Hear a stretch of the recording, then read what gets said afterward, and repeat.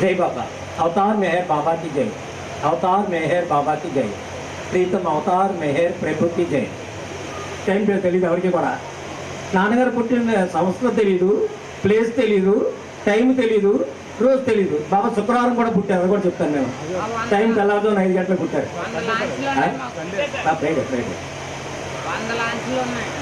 కనుక అదంతా సండే ఉన్నాను.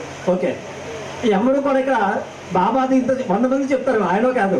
వీళ్ళందరికీ ఒక ప్రశ్న, మీ ఫాదర్ ఎప్పుడు పుట్టారంటే ఎవరు చెప్పలేకపోతున్నారు. ఇంతకంటే ప్రేమ ఏం కావాలండి? బాబా ఆశించిన ప్రేమ మన దగ్గర నుంచి నా మీద ఆధారపడండి అన్నప్పుడు ఆయన మీద ఆధారపడ్డాం కదా. నేనే మీ నిజమే తండ్రిగా నన్ను చేసుకోండి అన్నప్పుడు చేసుకున్నట్లేగా మనందరం. ఇక మనకు చింత ఎలా? డోంట్ వెరీ అని బాబా ఎందుకన్నారండి? డోంట్ వెరీ అంటే ఇప్పుడు మనం వరి అవ్వకుండా ఉండే అవకాశం ఉంది మనకి. మనం ఎవరికి ప్రయారిటీ ఇచ్చామంటే బాబాకి ప్రయారిటీ ఇచ్చాము. కనుక ఇప్పుడు మనము ఎటువంటి చింత పడవలసిన అవసరం లేదు. దర్జాగా మనం ఇది గుర్తుంచుకుందాం. మెహర్ బాబాని ఎవరు ముందు నుదుటిని చుంబించి నీవు అవతారుడు అనే ప్రక్రియ కల్పించారు చెప్పండి? హజరత్ బాబా గారు. అంత ముందు జన్మలో ఆవిడ పేరు ఏంటో తెలుసా మీకు? రబియా. ఆవిడ ఒకసారి గొప్ప ఒక యువరాణి.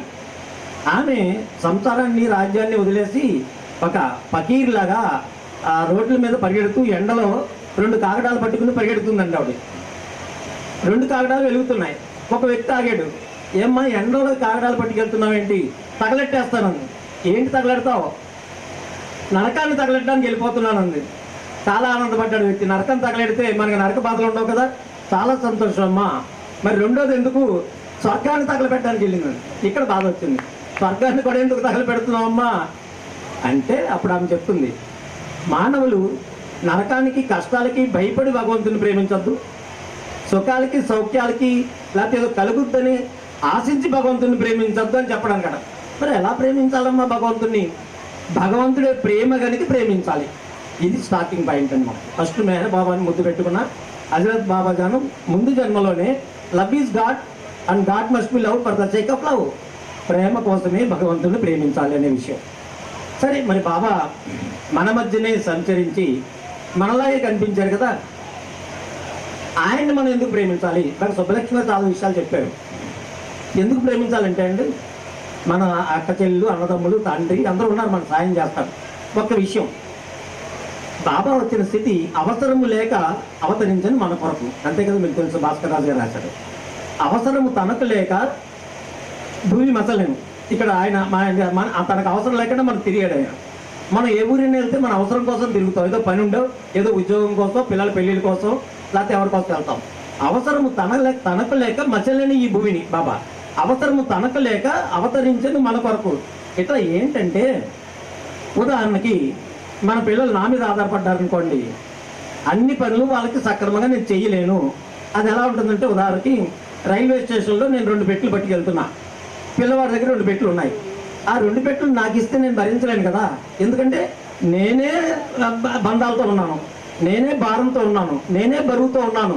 ఈ ప్రపంచంలో ప్రతి ఒక్క వ్యక్తి కూడా మనం ఎంత గొప్ప వాళ్ళైనా మన సంస్కారముతో జన్మించాం, మన ప్రారంభ కర్మతో జన్మించాం. మన కొరకు మనం జీవించవలసిన అవసరం ఉన్నది ప్రతి చోట. ఇతరులకి మనం చేసే సహాయం 0. ఎందుకంటే మనం అనుభవించవలసింది, మనం భరించవలసింది, మనం నెరవేర్చవలసింది ఉంది. కనుక మన నుంచి ఎవరికైనా జరిగే సహాయం 0. అది సుబ్బలక్ష్మి గారు చెప్పాడు. భగవంతుని మీద ఆధారపడాలి. ఎందుకంటే అవసరము తనకు లేక ఏ సంస్కారం లేవు. Is empty hands, free heart, free work, free time. అందుకని బాబా ఫోటో మనం పెడుతున్నామండి. బాబాను ప్రేమించమని ఎందుకు చెప్తున్నాం అంటే, నా యొక్క అవసరములు తీర్చడానికి నన్ను ప్రేమించే మా అమ్మగారికి, నాన్నగారికి, నా అన్నదమ్ములు కూడా వాళ్ళు భరించవలసిన జీవితం ఒకటి ఉంది, వాళ్ళు జీవించవలసిన జీవితం ఉంది, వాళ్ళు పడవలసిన కష్టం ఒకటి ఉంది. నాకు రిప్లేస్ చేయలేరు, సబ్స్టిట్యూట్ చేయలేరు, నన్ను నాకు సహకరించలేరు. ఖచ్చితంగా నాకు హెల్ప్ కావాలి. ఇక్కడ ఎవరి చేతిలో ఏ బరువు లేదో, ఎవరు ఏది మొయ్యలేరు, మొయ్యవలసిన అవసరం లేదు, ఎవరు ఫ్రీగా ఉన్నారో ఆయన నాకు దొరికారు. అదే మెహర్ బాబా. మెహర్ బాబా ఫోటో ఇప్పుడు ఎందుకు పెడుతున్నామండి? He can help me like anything. మిగిలిన వాళ్ళందరూ కూడా వాళ్ళకి బౌండరీస్ ఉన్నాయి, పాపం వాళ్ళ ప్రాబ్లమ్స్ వాళ్ళకు ఉన్నాయి. కనుక మెహర్ బాబా మీదే ఎందుకు డిపెండ్ అవ్వాలి? సుబ్బలక్ష్మి గారు చెప్పినట్లు, బికాస్ ఈజ్ క్యాపబుల్, ఈజ్ పూర్తిగా ఏదైనా మనకు చేసి పెట్టడానికి ఫ్రీ హ్యాండ్ ఉంది. బాబా ఫోటో ఎందుకు పెట్టినావు? ఉదయమే జై బాబాని ఎందుకు అంటున్నావు? ఫ్రీ హ్యాండ్ ఉంది, ఎనీ మూమెంట్ మనకి హెల్ప్ చేయగలరు, సహకరించగలరు, మన భారాన్ని మొయ్యగలరు, మనకి దారి చూపించగలరు. ఆయనకంటూ ఏం బడ్జెట్ లేదు, అది జయించి వచ్చిన ఆయన, మనం జయించవలసిన వారం. సరే బాబా వచ్చారు, కానీ మనలాగే కనపడుతున్నారు. ఎలా నమ్మాలి? మనలాగే తిరిగారు, మనలాగే ట్రైన్ ఎక్కారు, మనలాగే అన్ని భోజనం చేశారు, మనలాగే డ్రెస్ చేస్తున్నారు. ఆయనకి మనకి తేడా ఏంటి? దీనికి ఒక ఉదాహరణ చెప్పాలంటే, ఒక పల్లెటూరులో ఎక్కువ ఈ రోజుల్లో లేవు దిగుడు బావులు ఉంటాయి, పైన ఏమి వంచ ఉండదు. ఒక పరదేశి ఆ ఊర్లోకి వచ్చాడు, తెలియక నడుస్తూ ఆ బావిలో పడిపోయాడు. బావిలో పడిపోయినాడు, ఏం చేస్తాడు? సంతోషంగా ఉంటాడా? సహాయం అన్నాడు, హెల్ప్ అన్నాడు అంటాడు కదా. వెంటనే ఆ దారిలో వెళ్ళి అతను చూశాడు, అవి పరదేశి ఎవరో పడిపోయారు, దింపుదారు, ఆయన తీసుకొద్దామని ఆయన కిందకి దిగాడు ఆ నూతిలోకి. తర్వాత ఆయన నూతిలోకి దిగాడు. ఎందుకు దిగాడండి? ఆ పరదేశిని బయటికి తీసుకొద్దామని. ఈలోగా ఆ రోడ్డు మీద ఇంకొక అతను వెళ్తున్నాడు, ఆ దారిలో కింద శబ్దాలు వినిపించింది నూతిలో. కిందకు చూసి బాబా ఇద్దరు పడిపోయారని ఊరోళ్ళందరినీ తీసుకొచ్చాడు. ఊరోళ్ళందరూ వచ్చారు, ఆ ఇద్దరిని పైకి తీశారండి, ఇద్దరిని. కానీ ఇద్దరు కూడా పడిపోయారండి. ఒకరు పడిపోయారు, ఒకరు దిగారు. బయటవాడికి ఎలా కనపడ్డాడండి? మూడోడికి చూసి అయ్య బాబా ఇద్దరు పడిపోయారు అన్నారు. ఇద్దరు పడ్డారండి, ఒకరు పడ్డారు, ఒకరు దిగారు. మనం అందరూ మన కర్మానుసారం పడ్డాం, మనల్ని ఉద్ధరించడానికి దిగాడు. అది తేడా, ఆయనకి మనకి ఏంటి తేడా? మనల్ని ఉద్ధరించడానికి దిగిన కూడా పడ్డాడు అనుకుంటున్నారు అందరూ. పాపం మనలాంటి వాడే అనుకుంటున్నాడు, మనలాగే కాబోలనుకున్నాడు. ఆయన పడలేదు, దిగాడు. మనం చచ్చి పడ్డాం, ఎవరి ఇష్ట ప్రకారం ఏం కాదు, పడవలసి వచ్చింది, పడ్డాం. ఎక్కడ పుట్టాలో మనకి తెలియదు, మన యోగం మనం నిర్ణయించుకోలేదు. ఎక్కడ పుట్టాలో అక్కడ పుట్టాం, ఎలా అవ్వాలో మన నిర్ణయం ఏమాత్రం లేదు. ఆయన పూర్తి నిర్ణయంతో, పూర్తి అధికారంతో, అపారమైన ప్రేమతోటి ఈ పడిన వాళ్ళందరినీ కూడా పైకి తీసుకెళ్ళడానికి, ఒక్కొక్కరిగా తీసుకెళ్ళడానికి అవతరించిన మానవ రూపమే దైవీమానవుడైన మెహర్ బాబా. సరే, బాబా మనకి అనేక విషయాలు చెప్పారు. ఆయన ఒట్టు, యాక్షను, లవ్ ఇవంతా చూస్తూ ఉండే. ఇప్పుడు అప్డేట్గా మనందరం ఏం చేస్తున్నామండి? సెల్ ఫోన్ వాడుతున్నాం. ఇలా కూర్చుంటున్నారు, ఇక్కడ చాలామంది మెసేజ్ పంపేస్తున్నారు, ఎవరు మాట్లాడతారు, సైలెంటే. మనం ఒకరికొకరు చాటింగ్ చేసుకున్నాం, కంప్యూటర్ చేస్తే చాటింగ్, ఫేస్బుక్, వాట్సాప్, ఇవన్నీ మనం దేంతో చేస్తున్నామండి? నోటితో మాట్లాడుతున్నావా? Fingers, keyboard, ABCD, RAMA, CAMA. ఇది మనం చేసింది కాదు, మొట్టమొదటి బాబాయ్ చేశాడు. ఆయన ఆల్ఫబెట్ బోర్డు తీసుకుని మౌనం పాటించి అక్షర సముదాయంతో నోటితో మాట లేకుండా ఫింగర్స్ కదిపి digital world silence, digital world Baba చూపించిన మార్గంలో ఈ రోజు మనందరం కూడా పక్కన వాళ్ళతో కూడా మాట్లాడక్కర్లేకుండా వరల్డ్ అంతా కూడా కమ్యూనికేషన్ చేస్తాం లేదా? దానికి ఎవరు starting? Avatar Meher Baba. First of all ఆ స్టెప్స్ చూపించింది అవతార్ మెహర్ బాబా. సరే, ప్రపంచాన్నంతా ఆయన చేసిన కొన్ని మిషన్స్ చెప్తాను. రొటీన్ థింగ్స్ మనకు తెలుసు అంతా కూడా. What is his mission? అది ప్రపంచము భగవంతుడి ఏకత్వం కదా. ఈ ప్రపంచం భిన్నత్వం, ఏకత్వంలో భిన్నత్వం అనేది ఒక ప్రిన్సిపల్. ఈ భిన్నత్వాన్ని బాబా ఏకత్వం చేశారండి. ఎలా చేశారు? First through love, okay. రెండోది అవేకెనింగ్, మేల్కొల్పు. ఫిజికల్గా దాన్ని ఎలా చేశారు? ఫస్ట్ టైం ఒకసారి బాబా వాళ్ళ బ్రదర్ రుస్టంని ఇంగ్లాండ్ పంపించారు, లండన్ పంపించారు. ఆయన పెట్టబోయే స్కూల్లో అన్ని మతాల వాళ్ళు ఉండాలి కనుక ఇంగ్లాండ్ నుంచి క్రిస్టియన్స్ని వాళ్ళు తీసుకెళ్ళమని బాబా రుస్తుని పంపించారు.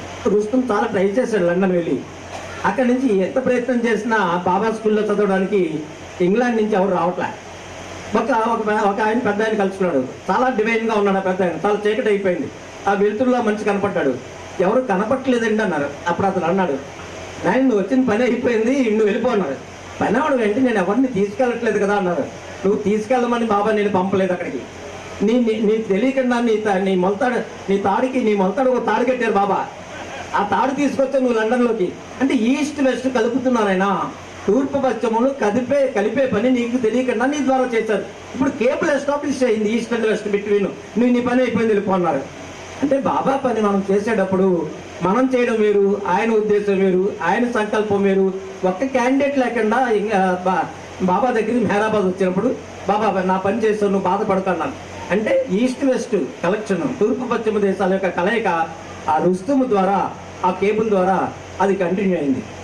తర్వాత చూద్దాం. ఇదివరకు బాబా అన్నారు అమెరికాలో ఆయనకి యాక్సిడెంట్ అయినప్పుడు పశ్చిమ దేశంలో ఉన్న సైన్స్ నేను తూర్పు దేశాలకు తీసుకొస్తున్నాను. ఓకే, మరి బాబా సుమారుగా మాట చెప్పి 60-70 సంవత్సరాలు అయింది అనుకుందాం. అంతకు ముందు ప్రపంచం చూడండి, ఈ తర్వాత ఈ 60 సంవత్సరాల్లోని భారతదేశం లెక్క సైన్స్ చూడండి. మన ఇంటి మొత్తంలో అందరికీ సైన్స్ వచ్చిందిగా, కంప్యూటర్లు ఉన్నాయి, ఎలక్ట్రిఫికేషన్ ఉంది, కన్వీనియన్స్ పెరిగినాయి, కమ్యూనికేషన్స్ పెరిగినాయి, సెల్ ఫోన్లు వచ్చినాయి, పిల్లలు కూడా కంప్యూటర్లు వాడుతున్నారు, సెల్ ఫోన్లు వాడుతున్నారు, మనకి విమానాలు వచ్చినాయి, లేకపోతే ప్రయాణం సుఖం అయిపోయింది, బుల్లెట్ ట్రైన్స్ వచ్చినాయి, స్పీడెస్ట్ అయిపోయింది. రెండు టీవీలు వచ్చినాయి. టీవీ రావడంలో ఎలాగ ఏకత్వం వచ్చిందంటే మెల్బోర్న్ క్రికెట్ మ్యాచ్ అవుతుంది. ఒకేసారి ప్రపంచమంతా కూడా ఒక 50 కోట్ల మంది ఒకేసారి టీవీల ద్వారా 50 కోట్ల మంది కూడా ఆ బెల్మోన్ క్రికెట్ మ్యాచ్ చూస్తారు కదా. అంటే 50 కోట్ల మంది ఒకేసారి ఒకే యూనిట్ కింద మారిపోయారు కదా. అలాగే ప్రతి విషయంలో కూడా ఈ టీవీలు కమ్యూనికేషన్ ద్వారా యూనివర్సల్ బ్రెయిన్ ఏర్పడింది అందరు కూడా. అంటే విభజించబడిపోయిన యుగాదులుగా విభజించబడిపోయిన మానవాళి తమకు తెలియకుండానే ఏకత్వంలోకి దగ్గరలోకి వస్తున్నారా లేదా? వస్తున్నారనే చెప్పాలి. ఉదాహరణకి ఇదివరకు ఇక్కడి నుంచి అమెరికా వెళ్ళాలంటే లేదా ఇంగ్లాండ్ వెళ్ళాలంటే షిప్ ద్వారా చాలా చాలా రోజులు పట్టింది. ఇప్పుడు ఫ్లైట్ ద్వారా ఇంకా దాని టైం కండెన్స్ అయిపోయి కన్ఫైన్ అయిపోయి అతి తక్కువ సమయంలో అనేక మంది అమెరికా వెళ్ళట్లేదా, ఇంగ్లాండ్ వెళ్ళట్లేదు, ఇతర దేశాలు వెళ్ళట్లేదా? అంటే ప్రపంచము చిన్నదైపోయింది కదా, గుప్పుట్లోకి వచ్చేసింది కదా ప్రపంచము. అది ఎవరు చేశారండి? ఈ ప్రపంచము చిన్నదైపోవడంలో ఉన్న సౌకర్యాన్ని అనుభవించిన వాళ్ళందరికీ తెలియకుండా అందరినీ ప్రేమించే బాబా చేశారన్న విషయం మనకు చెప్పాలి అందరికీ కూడా. It is babas action. ఈ రోజు నా జాయ్, నా ప్లెజర్ భగవంతుడు కనపడకుండా వినపడకుండా చేస్తాడు. ఎలా తెలుస్తుందండి? ఒక ఆయన ఇంగ్లీష్లో ట్రాన్స్లేట్ చేస్తున్నాడు, మాట్లాడుతున్నాడు, తెలుగులో మాట్లాడుతున్నారు. వీరాచార్య గారిని ఏలూరులో ఉండేవారైనా ఎక్సైజ్ కానిస్టేబుల్ రిటైర్డ్. ఒక సభలో నేను తీసుకువెళ్ళిన ఆయన తెలుగులో చెప్తుంటే నేను తెలుగులో ట్రాన్స్లేట్ చేయవలసి వస్తుంది. కారణం ఏంటంటే ఆయన మాట వినపట్లేదు ఎవరికి. ఆయన చెప్తున్నారు, ఐక్యరాజ్య సమితి బాబాని ఏర్పరిచారు, రెండో ప్రపంచ యుద్ధం బాబా చేశారు. నాకు గుడికి అర్థం ఆడిపోయింది. ఐక్యరాజ్య సమితి బాబా చేసినట్టు ఏ పుస్తకాలు చదవాలా? ఆయన దగ్గరికి వెళ్ళి, సార్ ఐక్యరాజ్య సమితి అన్నారు, బాబా ఏంటంటే నీకు తెలీదా పిచ్చోడా, God works unseen and unheard అన్నాడు. దేవుడు కనపడతాడా వినపడతాడా? ఆయన పని ఆయన చేసుకున్నాడు కదా. అప్పుడు ధైర్యంగా చెప్పాను, బాబా ఐక్యరాజ్య సమితి పెట్టి ప్రపంచ దేశాలన్నీ కలిపేశాడు, శాంతిని స్థాపించారు, ఎడ్యుకేషన్ స్థాపించారు, వైద్యం మొదలుపెట్టారు. ఆ ధైర్యం ఆయన ఇచ్చిన మాటలు ఏమడు, God works unseen and unheard. ఆ విషయం మనకు తెలియాలి. సరే, ఎంతోమంది ప్రగతి చెందిన మహనీయులు ఉన్నారు, స్వామీజులు ఉన్నారు, యోగులు ఉన్నారు, ఋషులు ఉన్నారు, మహర్షులు ఉన్నారు, మహానుభావులు ఉన్నారు, యోగులు ఉన్నారు. మరి మనం చాలా తక్కువ స్థితిలో ఉన్నాం కదా బాబా ప్రేమికులము. ఎవరు ఏ స్థితిలో లేవు ఆధ్యాత్మికంగా. అయితే 6వ భూమిక 4వ భూమిక ఉన్నవాడికి భగవంతుడు ఎంత దగ్గర, మనం ఎంత దూరంగా ఉన్నాం భగవంతుడి, ఇది ఒకసారి విశ్లేషిస్తే చాలా చక్కటి ఎగ్జాంపుల్ ఇచ్చారండి బాబా. ఉదాహరణకి 7 అంతస్తుల మేడ ఉందనుకున్నాం. 7వ భూమికి వ్యక్తి 7 అంతస్తుల మేడ మీద ఉన్నాడు, 7వ అంతస్తు మీద. 4వ భూమికలో ఉన్న 4వ అంతస్తు మీద ఉన్నాడు. మనం ఏ భూమిక లేదు, నేల మీద ఉన్నాం. ఓకే, 7 అంతస్తులు మనకు చాలా డిఫరెన్స్గా ఉన్నాయి. ఇప్పుడు లెక్క ఏంటంటే సూర్యుడి దగ్గర నుంచి లెక్క ఎట్టుకున్నారు. సూర్యుడికి నీకే ఎంత దూరం, సూర్యుడికి 7వ అంతస్తు మీద ఉన్నవాడికి ఎంత దూరం, సూర్యుడికి 4వ అంతస్తు మీద పట్టమని ఏకమైపోయింది. 7వ అంతస్తు మీద ఉన్నఒకటే, నేల మీద ఉన్నఒకటే. నాకు సూర్యుడికి, అతనికి సూర్యుడికి ఒకటే దూరం. అప్పుడు దుఃఖం పోయింది. అయ్యి బాబాయ్, బాబా జీవితం జీవిస్తుంటే ఆ కాషాయ బట్టలు పెట్టుకుని గడ్డాలు, బట్ట, బొట్టు, జుట్టు, ఏ బొట్టు మార్చక్కర లేకుండానే బాబా చెప్పినట్లు ఈ ప్రపంచంలో జీవిస్తుంటే ఆ గోళ మనకు అక్కర లేకుండా నేను ఏ భూమికలో ఉన్నాను, ఏ యోగం చేయాలి, ఏ సాధన చేయాలి, ఏ మెడిటేషన్ చేయాలి అని ఏమి అక్కర్లేకుండానే నాకు సుబ్బలక్ష్మి గారు చెప్పినట్లు live your life Baba fully. Baba పరంగా నీ జీవితాన్ని నీవు జీవిస్తే అదే నెరవేరుతుంది అనే విషయాన్ని మనం చక్కగా అవగాహన చేసుకోవడానికి వీలుంటుంది. సరే, వాట్ ఈస్ బాబాస్ కెపాసిటీ? ఇప్పుడు మాకు బాబాని హెల్ప్ అడుగుతున్నాం. ఇందాక అన్నాం మనం బాబాని ప్రేమిస్తున్నాం కనుక బాబా పుట్టినరోజు తెలుసు. అటువంటిప్పుడు ఆయన కూడా మనం అంటే ఇంట్రెస్ట్ ఉండదా అండి? ఆయనకు అర్థమవుతుంది. మా నాన్నగారి పేరు బర్త్డే చెప్పలేకపోయినా బాబా బర్త్డే చెప్పారు. పాప ఆయన బాబాకి అర్థం కదా ఆయన ఎవరి గురించి కంటపడుతున్నాడు. బాబా ఎలా హెల్ప్ చేయగలరు? ఈయన బాబాని ఎలా నమ్మాలి అసలు? బాబా పవర్ ఏంటి, బాబా కెపాసిటీ ఏంటి, బాబా స్టేటస్ ఏంటి? ఈస్ట్ వెస్ట్ గ్యాదరింగ్ జరుగుతుంది, మీ అందరికీ తెలుసు. అమెరికా నుంచి ఐవీ జ్యూస్ వాళ్ళ అమ్మాయి చార్మియా అని ఇద్దరు వచ్చారు. గ్రూప్ కెప్టెన్ సకేరే గారు డిఫెన్స్లో వర్క్ చేసి ఆయన కూడా బాబా దగ్గర ఉన్నారు. అక్కడ ఇండో చైనా వార్ జరిగిపోతుందో పక్కన. ఈయన పర్మిషన్ లేదు, బాబా పర్మిషన్తో ఉన్నాడంతే. ఇక్కడ అదృష్టం కొద్దిని చార్మియాన్ని వీళ్ళందరూ త్వరగా వెళ్ళిపోమన్నారు బాబా ఐవీ జ్యూస్ని. సకేరే గారిని కూడా ఢిల్లీ పంపించారు. సకేరే గారికి బాబా చెప్పిన ఆ ఇన్స్ట్రక్షన్ ఏంటంటే, మిస్టర్ సకేరే, ఐవీ జ్యూస్ చార్మియాను ఢిల్లీ నుంచి వెళ్ళిపోగానే ఫ్లైట్ ఎక్కగానే నాకు కేబుల్ పంపించు. Why, what is this? అలాగే బాబా ఆజ్ఞ పాటించాలి. కానీ ఢిల్లీలో అన్ని చోట్ల చూడకండి, త్వరగా మీరు ముగించేసుకోండి, చాలా ముఖ్యం మీరు వెళ్ళడం అన్నారు బాబా. అలాగే వారు అక్కడ ప్రోగ్రామ్ కూడా కట్ స్టార్ట్ చేసుకుని ఢిల్లీలో హోటల్ నుంచి బయలుదేరి ఎయిర్పోర్ట్ వెళ్ళి సాకేరే గారితో ఫ్లైట్ ఎక్కి వెళ్ళిపోయారు. బాబా కేబుల్ పంపించాడు, బాబా యువర్ లవర్స్ హవీ జ్యూస్ and Charmian left India caught the flight. మన ఆ పొద్దున బయలుదేరి మధ్యాహ్నానికి వీళ్ళు మలేషియా వెళ్ళారు. అక్కడి నుంచి అమెరికా వెళ్తారు. యాక్చువల్లీ మలేషియా వెళ్ళగానే చార్మియానికి డౌట్ వచ్చింది, బాబా నన్ను ఇంత గమ్మున ఎందుకు వెళ్ళిపోమన్నారు హవీ జ్యూస్ గారు అమ్మాయికి, ప్లస్ వెళ్ళగానే ఎందుకు కేబుల్ ఇమ్మన్నారు. అక్కడ 2 ఎడిషన్స్ వస్తాయి, మార్నింగ్ మధ్యాహ్నం కూడా 2 న్యూస్ పేపర్లు వస్తాయి. పిల్లటి మధ్యాహ్నం పేపర్ చూశారు, చైనా ఇండియా యుద్ధం జరుగుతుంది, ఎలా ఉందో తెలియట్లేదు. ఆ యుద్ధం ఆ పేపర్లో ఉందంటే ఇప్పటికిప్పుడే హిమాలయ పర్వతాల నుంచి 1,00,000 మంది సైనికులు భారతదేశంలో చొరబడిపోయారు. ఇప్పుడు ఆశ్చర్యపోయింది, ఏంటి ఇప్పుడు వరకు వీళ్ళు ఎక్కడున్నారు. అప్పుడు తెలిసింది వై బాబా ఆస్కడు ఆ చార్మియాన్ని ఐవి చూసి వెళ్ళిపోయారు అంటే బాబా అన్నారు. అప్పుడు చెప్పాడు, నా ప్రేమికులకి కష్టం నేను రానివ్వను, నా కోసం వచ్చిన వాళ్ళు వీళ్ళు గనక ఈ చైనా సైనికులు ఇక్కడికి ఎంటర్ అయిపోయిన తర్వాత కొన్ని రోజులు 2-3 ఒక నెల వరకు ఫ్లైట్స్ లేవండి, ఇంటర్నేషనల్ కమ్యూనికేషన్స్ లేవు, ఈ నెలలు ఇక్కడ దిగిపడిపోతారు వీళ్ళు. బాబా అప్పుడు అన్నారు, 1,00,000 మంది సైనికులు నేను కాలు బట్టల వేలతో నొక్కుంచాను అన్నారండి. నా పని అయిపోయింది, నా ప్రేమికులు అక్కడ చేరిపోయారు, దే ఆర్ సేఫ్, వదిలేసని వీళ్ళు వచ్చారు. అది చూడండి, ఇంత కెపాసిటీ ఉన్న భగవంతుడికి బాబాకి మనం ఒక ఫోటో పెట్టడం, మనల్ని ప్రేమిస్తాననే వాడికి ఒక ఫోటో పెట్టడం న్యాయం కాదా చెప్పండి, ధర్మం కాదా చెప్పండి. ఆయన్ని ప్రేమిస్తే బాబా అన్నారు, ఉదయం నన్ను ఒకసారి తలుచుకోండి పర్వాలేదు, మీ తెలిసేది ప్రారంభించండి, మీతో నేను అస్తమానం ఉంటాను. వాట్ ఈజ్ ఎగ్జాంపుల్, దానికి ఉదాహరణ ఏంటి. బాబా చెప్పారు, నువ్వు మార్నింగ్ ఒక 5 నిమిషాలు కష్టపడి ఆలోచించి నీ డ్రెస్ వేసుకుంటావు, నీ బట్టలు కట్టుకుంటావు, తర్వాత నీ పనికి బజార్లోకి వెళ్ళిపోతావు, ఎవరి పని వాళ్ళు చేసుకుంటారు, రాత్రి తిరిగి వస్తారు. ఈ 5 నిమిషాలు నువ్వు కేంద్రీకరించి నీవు వేసుకున్న వస్త్రములు నీతోటే ఉంటాయి, చివరికి తిరిగి వచ్చే వరకు ఉంటాయి. అస్తమానం నాకు బట్టలు ఉన్నాయని నీకు గుర్తుండదు, అక్కర్లేదు కూడా.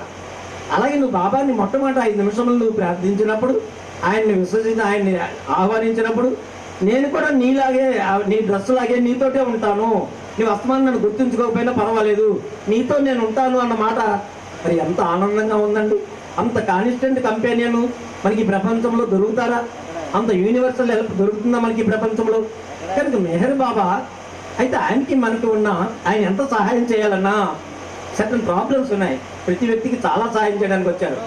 బాబా ఒకసారి సహవాసీలందరూ కూర్చుని ఉండగా ఒక చాక్లెట్ బాక్స్ ఎవరో ఇస్తే అందరికీ తలో చాక్లెట్ ఇచ్చేసి తర్వాత దాన్ని మూత పెట్టేసి ఒళ్ళో ఉంచుకున్నారు. కొంతసేపు పోయిక ఆ బాటిల్ చూపించారు, ఎలా ఉంది, మూత పెట్టుంది. బాబా అంటే ఏంటండి, సముద్రం కదా, ప్రేమ సముద్రుడు కదా. ఇప్పుడు ప్రేమ సముద్రంలో ఆ బాటిల్ ఉంది, ఓకే, కానీ ఆ బాటిల్లోకి నీళ్ళు వెళ్ళే అవకాశం ఉందా? సముద్రంలో ఉన్నా వెళ్ళదు.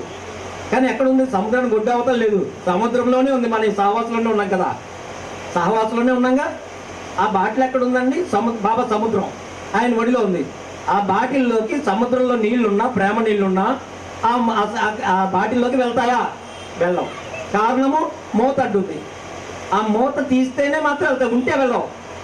అంటే బాబా అన్నారు, నువ్వు నా పనులు ఎన్ని చేసినా, నా కార్యక్రమాల్లో ఎన్ని పాల్గొన్నా, నీ స్వీయ స్వభావము వదలనిదే, నీ ఓన్ నేచర్ మారనిదే. నువ్వు ఎంతమందిని మారుస్తున్నా నువ్వు మారనిదే, నీ స్వీయ స్వభావం మారనిదే, నా ప్రేమ నీలోకి తెచ్చుకుని పోదు. అందుకని ఎవరి మటుకు వాళ్ళు ఏం చేయాలండి?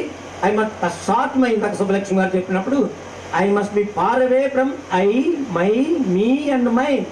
భగవంతుడి దగ్గరికి కావాలంటే నా యొక్క నేను, నాకు, నాది, నన్ను అనే మాటలని పక్కన పెడితే ఆ చేత మూత తీసేసినట్లే జమ్మని వెళ్ళిపోతుంది. ఈ సహవాసంలో కూర్చున్నప్పుడు కూడా మన స్వీయ ఆలోచనలు ఉంటున్నప్పుడు, మన స్వీయ భావములు ఉంటున్నప్పుడు, మన స్వీయ నా యొక్క స్పెషాలిటీ, నా యొక్క ఇండివిజువాలిటీ, నా యొక్క వ్యక్తిత్వము ఉంది అని మనం భావించినప్పటి వరకు కూడా మెహర్ బాబా ప్రేమాశీస్సులు ఎలా లభిస్తాయి ఆలోచండి. సముద్రం అంత శక్తివంతమైన మూతని సముద్రం తీయగలదా? తీయదు, అలా వెళ్తూనే ఉంటుంది. తీయడానికి అందుకే ఇక్కడ మనకి బెనిఫిట్ ఏంటంటే, అంత పెద్ద సముద్రంలో ఒక సీసా మూత సముద్రం కొండలు కొట్టేస్తుంది, లేకపోతే చెట్లు కొట్టేస్తుంది, పడవలు కొట్టేస్తుంది. సీసా మూత తీయలేదండి సముద్రం, పైన తేలుతుంటాం. కారణము, కానీ సీసా మూత తీయడానికి సీసాలో కూడా పనికిరాడు, బయట ఉండాలి వాడు. మనలోంచి ఈ మూత తీయడానికి మనం పనికిరాం, బయట ఉండాలి ఎవరో ఒకరు. ఆ బయట ఉన్నవాడే బాబా, లోపల ఉన్న వాళ్ళే మనం. కనుక మనల్ని ఉద్ధరించాలంటే ఇందాక అనుకున్నాం, ఏం ప్రసంగాలండి, ఎవరినో తెలుస్తున్నాం మనం అనుకుని ఇద్దరు మాట్లాడుకుని వాళ్ళందరికీ తెలియదు, మనల్ని మనమే ఉద్ధరించుకుంటున్నాం మాట్లాడేటప్పుడు అన్నాను నేను. ఎవరి గురించో మాట్లాడలేదు మనం. వాళ్ళు వింటే ఏంటి, వినకపోతే ఏంటి, అసలు వాళ్ళకి మనం చెప్పి వాళ్ళు ఏంటి, అది తెలియదే ఉంది అసలు ఏం చెప్పడానికి. ఇక్కడ ఒక ప్రక్రియ జరిగిపోతుంది, మనం శ్రమపడంలో తప్పలేదు. వాళ్ళు ఉద్ధరించబడతారు, మాట పక్కన పెట్టండి. మాట్లాడినంతసేపు నేను ఉద్ధరించబడతా, మాట్లాడడానికి చదివినంతసేపు నేను ఉద్ధరించబడతా, ఏం మాట్లాడాలో గుర్తుంచుకుంటాను కనుక నేను ఉద్ధరించబడతా. విన్నవాళ్ళు గుర్తుంచుకోకర్లా, నేను ఉద్ధరించబడుతున్నాను కదా. ఏ గ్రేట్ హై అడ్వాంటేజ్ ఇస్తాను, చాలా చాలా గ్రేట్ అడ్వాంటేజ్ మనకి ఇక్కడ జరుగుతుంది. కనుక మెహర్ బాబాతో ఈ క్లోజ్నెస్ అనేది ఈ హార్ట్కి సంబంధించిన విషయంగా మనం మర్చిపోతాం. మనం అనేక కోరికలు ఉంటాయి. ఈ కోరికలు ఉన్నప్పుడు తీరాలనే ప్రశ్న ఉంటుంది, మనకు తప్పులేదు. అవసరాలు వేరు, కోరికలు వేరు. ప్రేమికులు డివైడ్ చేయండి, బాబా చెప్పారు. అవసరాలు మనం అందరం కూడా అవసరాలు కోరికలు చెప్పమన్నారు, డివైడ్ చేయమన్నారు. అవసరం నువ్వు అడగకపోయినా తీరుస్తాను అంతే. పిల్లలు పెళ్ళిళ్ళు అనండి, మన జీవితం అనండి, కుటుంబం అనండి, ఓకే ఇది గ్రాంటెడ్. నీ కోరిక నేను అడిగినా తీర్చను, ఒకవేళ తీర్చిన అడిగినప్పుడు తీర్చను, ఎప్పుడో తీరుస్తాను. నీ కోరిక పోయాక, దాని మమకారం పోయాక తీరుస్తాను అని అన్నారు. ఎందుకంటే అవసరములు వేరు, కోరికలు వేరు కనుక. కనుక మనం బాబా కాన్సెప్ట్లోకి వెళ్ళేటప్పుడు ఏంటంటే అంతా నీ ఇచ్చ అనగలగాలండి. మనం ఏదైనా సరే అంతా నీ ఇచ్చ అనగలగాలి. ఆయన పార్టీ ఏంటంటే, రెడీ అయ్యారండి మీరు? హలో రామకృష్ణ కల్చర్ రెడీ అయిన వాళ్ళు. ఉదాహరణకి బాబా రోల్ మన నిత్య జీవితంలో బాబా పాత్ర. ఒకసారి మెహరాజ్ ఆత్లో బాబా చివరి రోజులు వచ్చింది, 68 సంవత్సరంలో 69 బాబా బాడీ డ్రాప్ చేశారు. ఒకసారి మెహరాజ్ ఆత్లో బాబా సన్నిహిత బాబా ప్రేమికులు కొద్ది మందిని మెహరాజ్ ఆత్ పిలవాలనుకున్నారు. పిలిచి గొడవలేదు, బాబా తప్పుకుంటే అన్ని గొడవలే. జై బాబా, అవతార్ మెహర్ బాబాకి జై.